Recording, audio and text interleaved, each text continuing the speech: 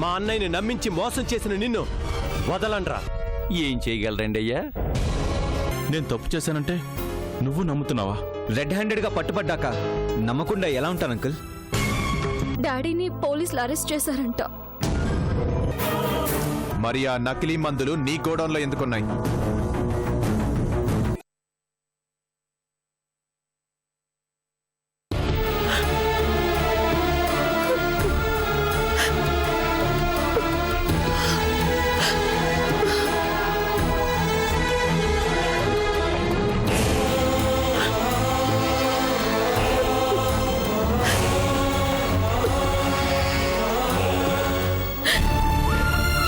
చందు, ఊరుకో అమ్మా.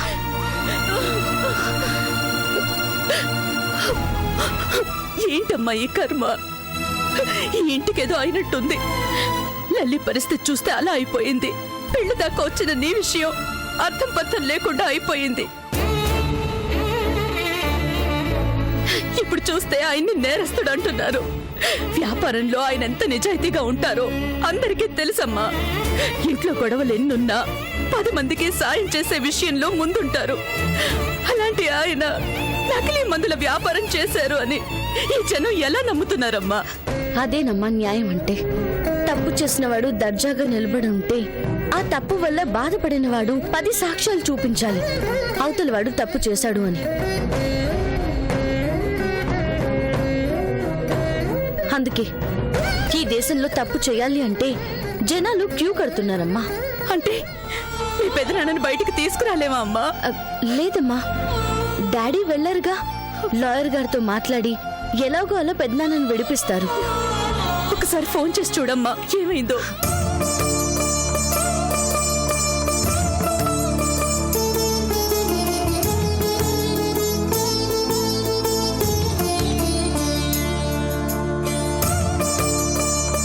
కృష్ణ, ఏమైంది? బెయిల్ దొరికిందా? మీ అన్నయ్యని వదిలిపెడతామన్నారా?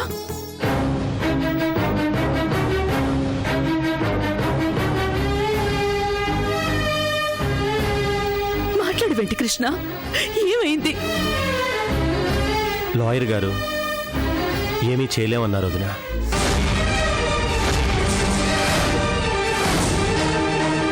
తెలిసిన వాళ్ళందరిని అడిగి చూశాను వదిన. ఎవరు ఏమీ చేయలేమంటున్నారు.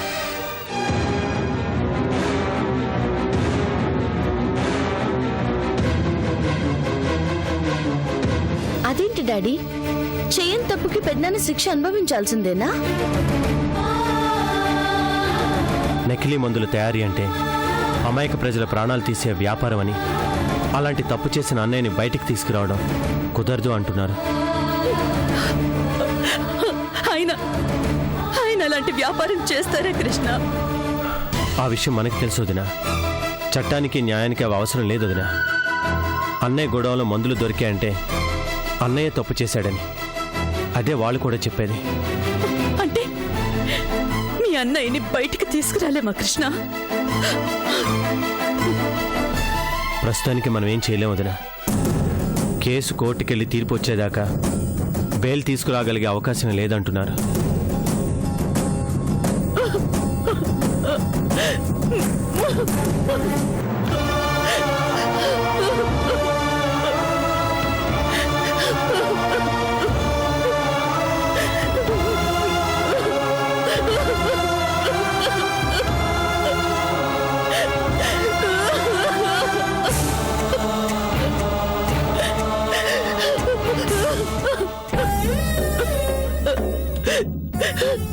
ఊరుకో వదినా.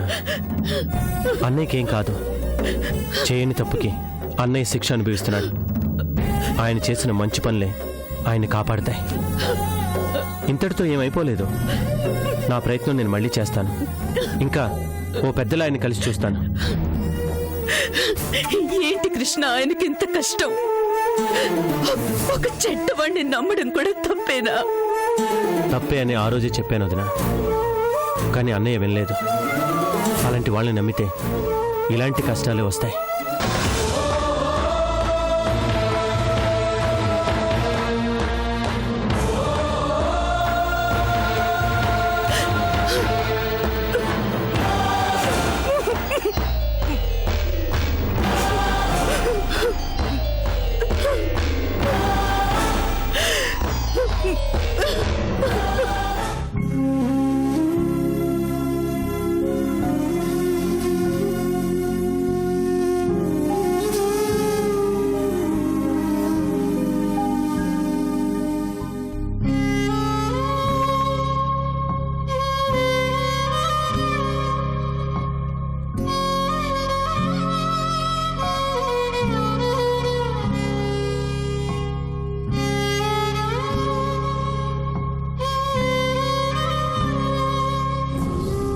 ఏ లలిత, మీ నాన్నగారి గురించి బాధపడుతున్నావా?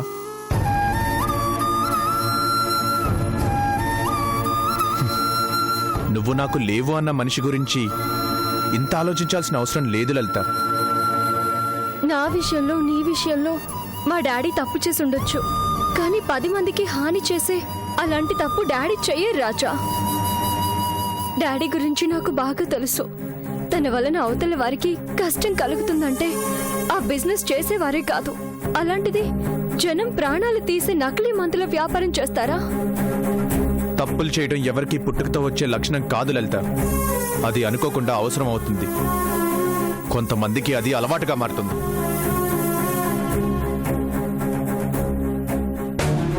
తప్పులు చేయడం మీ డాడీకి ఈ మధ్యగా అలవాటైంది.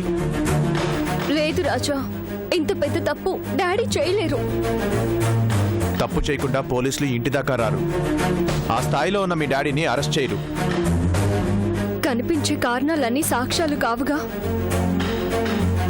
మన విషయంలో వాళ్ళు చేసిన పొరపాటు అదే. కళ్ళతో చూసిన దాన్నే నమ్మారు. అదే తప్పు మనము చేయకూడదుగా. ఏ రాజా, ఎవరు ఏమడిగినా కాదు లేదు అనకుండా హెల్ప్ చేస్తావుగా. మా డాడీని విడిపించి నాకు సహాయం చేయవా? నేను సహాయం చేశాను అంటే అందులో వాళ్ళ తప్పు లేదు అనుకుంటేనే సహాయం చేస్తాను. కానీ మీ డాడీ విషయంలో నాకు ఆ నమ్మకం కలగట్లేదు. లేదు రాజా, డాడీ ఈ తప్పు చేసుండరు. హత్య చేసిన వాడి కూతురు కూడా మా నాన్నకి ఏ పాపం తెలీదు అనే అంటుంది. అది అభిమానం. ఆ అభిమానాన్ని నమ్మి వాడు అమాయకుడు అనుకుంటే ఎలా? మీ డాడీ విషయంలో నీ ఆలోచన అలానే ఉంది. నా మనసుకి మీ డాడీయే ఈ తప్పు చేసుంటాడు అని అనిపిస్తుంది. అందుకే ఈ విషయంలో నేను ఎలాంటి హెల్ప్ చేయలేను లలిత.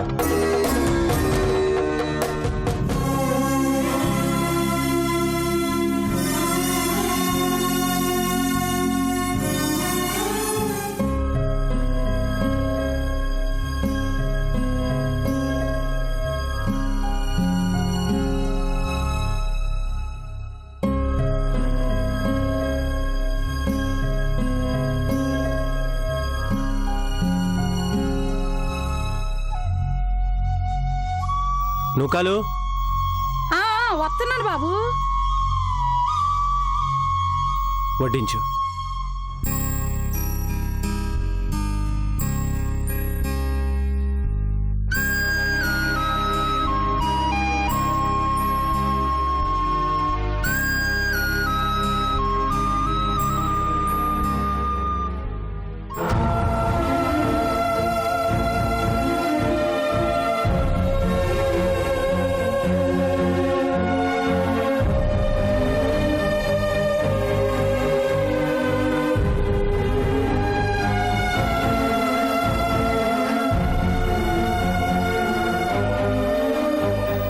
అమ్మా, తినమ్మా.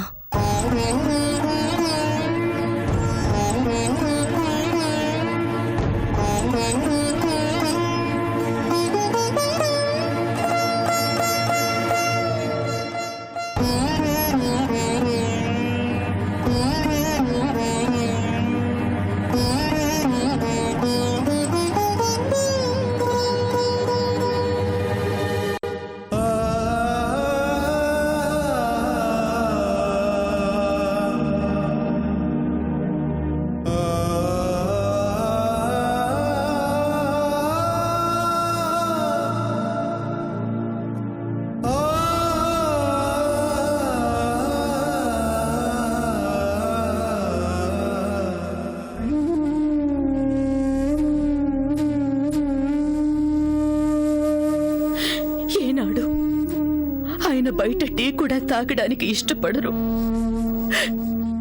ఇంట్లోనే అందరితో కలిసి తినటమే ఆయనకి ఇష్టం. అలాంటిది ఆ పోలీస్ స్టేషన్లో వాళ్ళు ఏం పెడుతున్నారో, ఆయన ఏం తింటున్నారో, అసలు తింటున్నారో లేదో.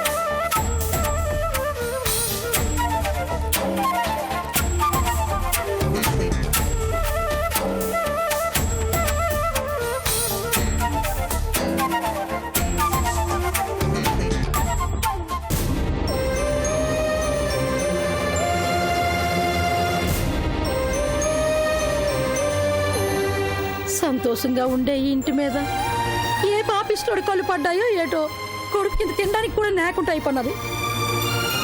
అయ్యగారు ఎలాగున్నారో ఏటో వీళ్ళేమో ఇలా అల్లాడిపోతున్నారు.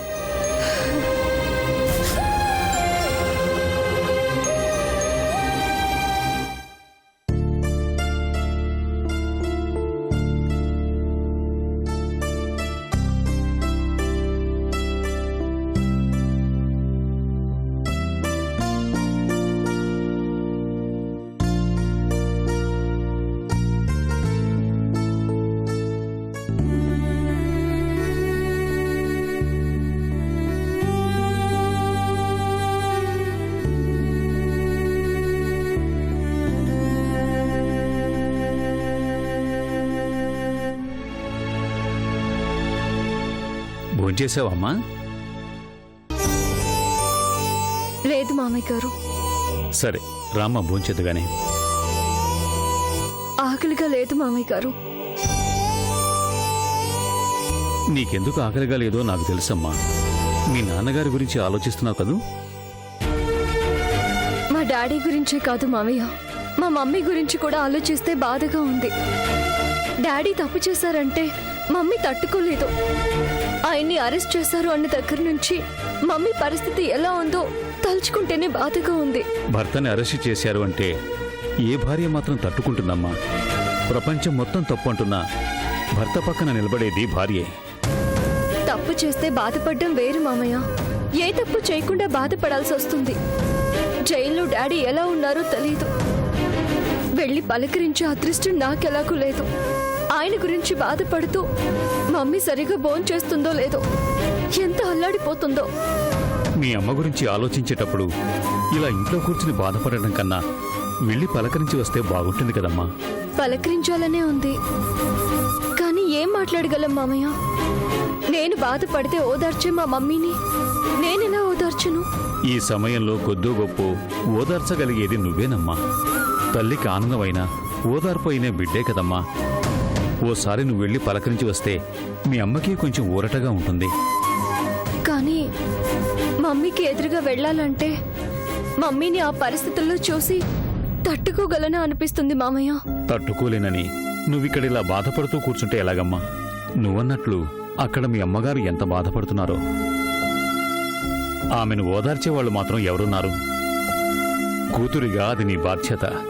వెళ్ళమ్మా, వెళ్ళి ఒకసారి పలకరించిరాపో. ఇందులో ఆలోచించాల్సిన అవసరం లేదు. కన్నవాళ్లు కష్టంలో ఉంటే కనీసం పలకరించడానికి కూతురు రాలేదు అని రేపు నలుగురు అంటారు. ఆహా, వాళ్ల కోసం వెళ్ళమని కాదు, కూతురుగా నువ్వు పలకరిస్తే ఆ కలిగే ఓదార్పు మరెవరు పలకరించినా రాదు. వెళ్ళిరమ్మా.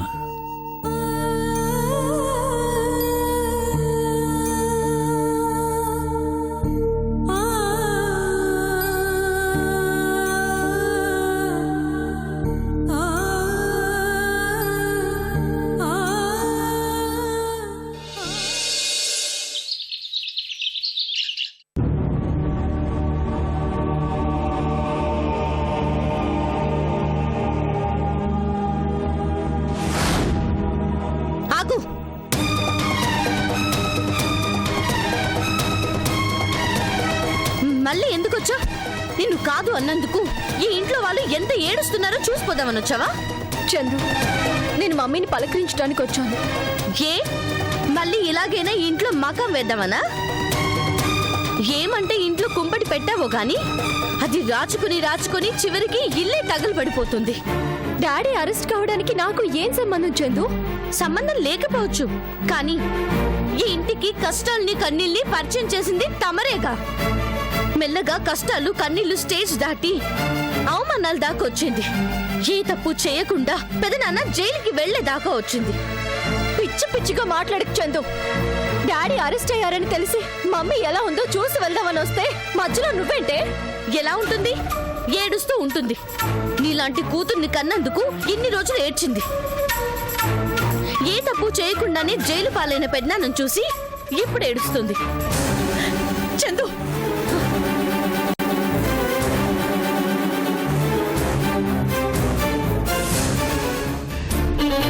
ఏంటి ఆ మాటలు? ఎవరితో ఏం మాట్లాడుతున్నావో కూడా తెలియడం లేదా? తన వల్లే కదమ్మా పెద్దనాన్న బాధపడుతుంది. మళ్ళీ ఈవిడొచ్చి ఇక్కడ పరామర్శించాల్సిన అవసరం ఏముంది? మీకు మీరు ఊహించుకుని బాధపడ్డానికి లల్లి ఏం చేస్తుంది?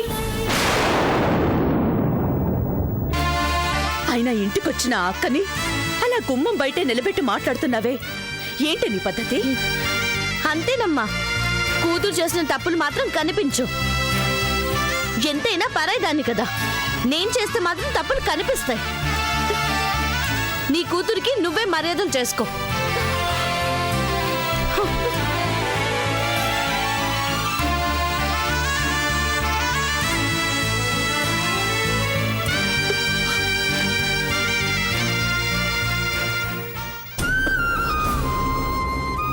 రామ్మా,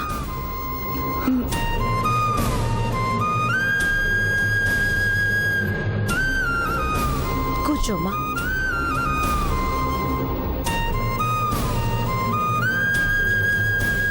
దాని మాటలేం పట్టించుకోవద్దమ్మా. డాడీని అరెస్ట్ చేశారంటే నువ్వెంత బాధపడుతుంటావో నాకు తెలుసు. అందుకే నిన్ను చూసి వెళ్దామని వచ్చాను మమ్మీ. నీ ఇంటికి నువ్వెందుకొచ్చావో కారణాలు చెప్పుకోవాల్సిన దౌర్భాగ్యం ఏర్పడిందమ్మా. నా గురించి ఎందుకులే మమ్మీ, డాడీ ఎలా ఉన్నారంట? ఎలా ఉంటారమ్మా? చెయ్యని తప్పుకి శిక్ష అనుభవిస్తూ జైల్లో ఉన్నారు. మీ బాబాయ్ బెయిల్ తీసుకురావడానికి ప్రయత్నించినా కుదరలేదు. కోర్టులో తీర్పు ఎలా వస్తుందోనని భయంగా ఉందమ్మా. అందరూ ఆయన తప్పు చేశారని నమ్ముతున్నారు. ఊరుకో మమ్మీ, ఏం కాదు. డాడీ ఎలాగైనా బయటకు వస్తారు. ఆయన ఎవరికేం ద్రోహం చేశారు కాబట్టి డాడీ చేసిన మంచి పనులే డాడీని కాపాడతాయి. ఏమోనమ్మా, ఆ కోర్టులో అందరూ ఆయనకి వ్యతిరేకంగా చెప్పేవాళ్లే కనిపిస్తున్నారు. అలాంటప్పుడు ఆయన బయటకు వస్తారని ఎలా ఆశలు పెట్టుకోమంటావు? తీర్పు రావడానికి ఇంకా టైం ఉంది కదా మమ్మీ, ఈలోగా ఏమైనా జరగచ్చు. ఏం కాదు మమ్మీ, డాడీ నిర్దోషిగా బయటకు వస్తారు. ఆ నమ్మకం నాకుంది. ఆయన మీద నీకున్న నమ్మకం నీ మీద ఆయనకి లేకుండా పోయింది కదమ్మా.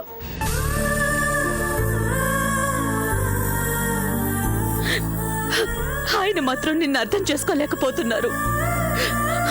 అంతా నా తలరాత. ఊరుకో మమ్మీ, ఊరుకో. ఇప్పుడు నా గురించి ఎందుకో? ఊరుకో మమ్మీ.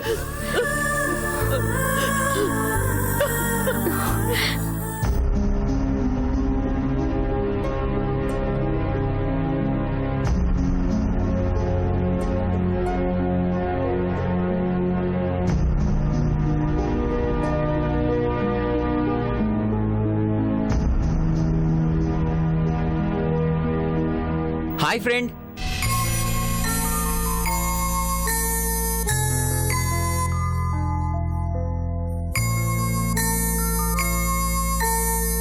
హాయ్ సంతోష్, ఎలా ఉన్నావు?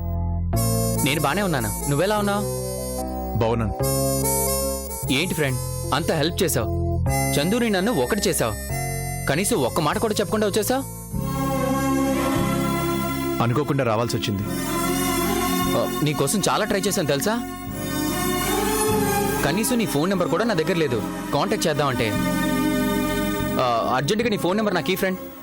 నా ఫోన్ నెంబర్తో నీకు పనే ఉంది? అదేంటి ఫ్రెండ్, ఇండియాలో నువ్వు నా బెస్ట్ ఫ్రెండ్వి. నీ నెంబర్ నా దగ్గర లేదు అంటే అది ఎంత పెద్ద క్రైమో తెలుసా. సరే, ఫోన్ ఇవ్వు.